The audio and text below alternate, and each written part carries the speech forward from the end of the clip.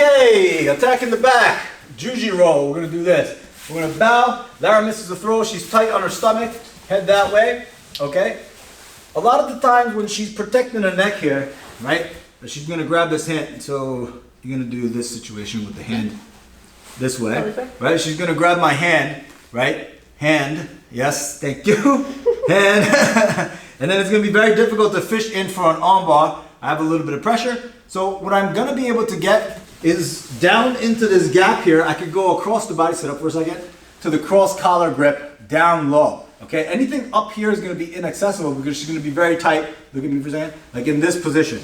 Okay, in this position where the elbows are tucked in, the arms are close to the body, and she's protecting her neck. Anytime a hand gets fished to the collar, she's going to grab it. Okay, this is sort of a defense that is very difficult to overcome. I know people just fish for a finger into the neck. It's very difficult to get.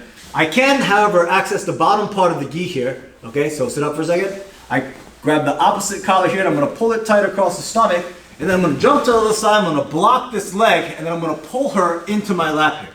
Okay, if she does nothing and then she comes here, now we're in this crab ride situation. But most of the time, Lara, who is a very experienced judo brown belt slash BJJ purple belt, let's turn this way, is going to base herself with her left elbow to prevent herself from getting sat to the side. Okay, so let's circle a little bit again so we can see the, right?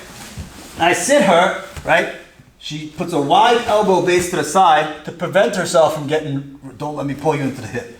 Okay? So now this is the opportunity for me to release her back to her base.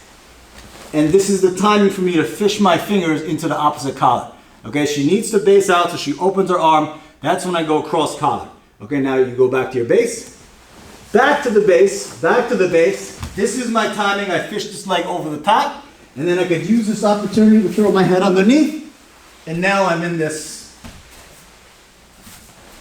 I'm gonna circle for you. Now I'm in this British strangle position, okay?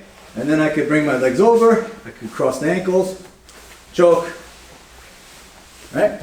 Let's do it again. Let's have your head this way. You point in both directions.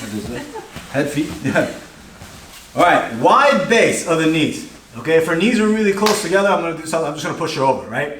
Wide base of the knees, I go through to the opposite collar, okay?